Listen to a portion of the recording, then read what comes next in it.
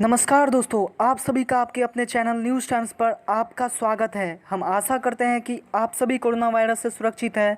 देश में कोरोना की केस बढ़कर 2,17,187 के पार पहुंच चुकी है, जबकि 1,04,107 लोग ठीक भी हो चुके हैं और 6,088 लोग इसके शिकार बन चुके हैं।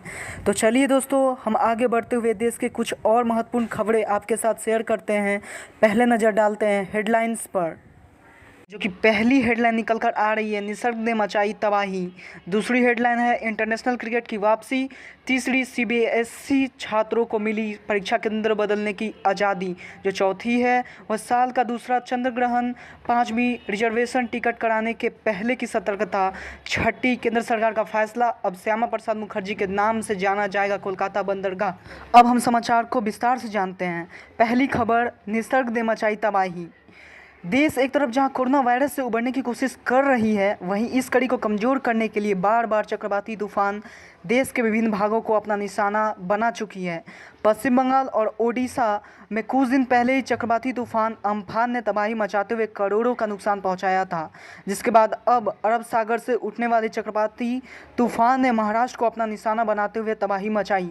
जगह जगह पेड़ के चपेट में आने से गाड़ी टूट फूट गई, कच्चे मकानों को भारी नुकसान हुआ। यह तूफान सर्वप्रथम अलीबाग, जो मुंबई से करीब 100 किलोमीटर दूर है, के तटीय इलाकों से टकराते हुए आगे बढ़कर लगभग महाराष्ट्र के अधिकतर भागों को अपने चपेट में ले लिया।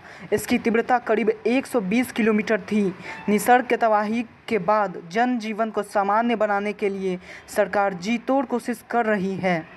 दूसरी खबर क्रिकेट से है। आखिरकार वह दिन नज़दीक आता ही जा रहा है जब कोरोना वायरस के बाद अब इंटरनेशनल क्रिकेट की वापसी होने जा रही है।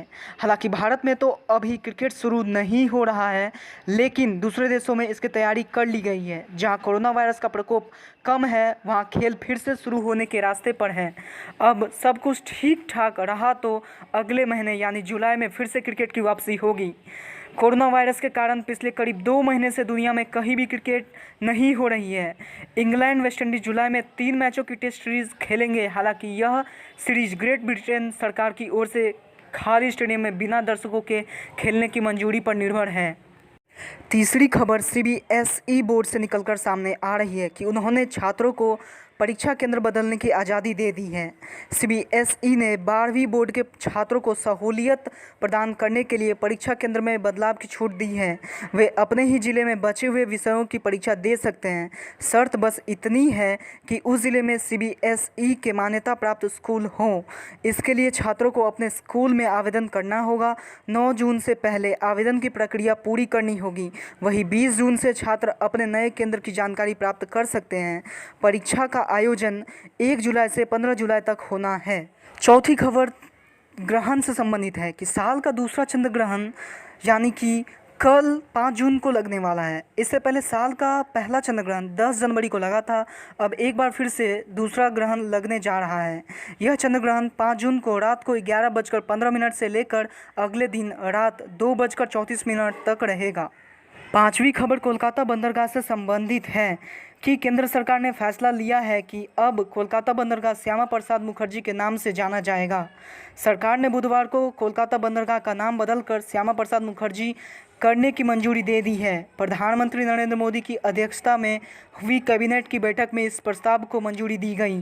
प्रधानमंत्री ने कोलकाता बंदरगाह की 150वीं जयंती के उद्घाटन समारोह के अवसर पर 12 जनवरी 2020 को कोलकाता बंदरगाह का नाम बदलकर जनसंघ के संस्थापक श्यामा प्रसाद मुखर्जी के नाम पर करने की घोषणा की थी। अब हम आज की अंतिम खबर ले रहे हैं, जो कि भारतीय रेल विभाग से आती हुई नजर आ रही है। कोरोना वायरस के कारण पूरे देश में रेल आवाजाही ठप थी। अब जब रेल आवाजाही शुरू होने वाली है, तब केंद्र सरकार ने इसके लिए कई नियम लागू किए हैं। सफ़र के लिए आप जहां जा रहे हैं उसका पूरा पता, डाकघर का नाम और पिन कोड नंबर की जानकारी के साथ ही रिजर्वेशन टिकट बनाने को जाएं। इन जानकारी को रिजर्वेशन फॉर्म पर भरने के बाद ही आपका रिजर्वेशन टिकट बनेगा।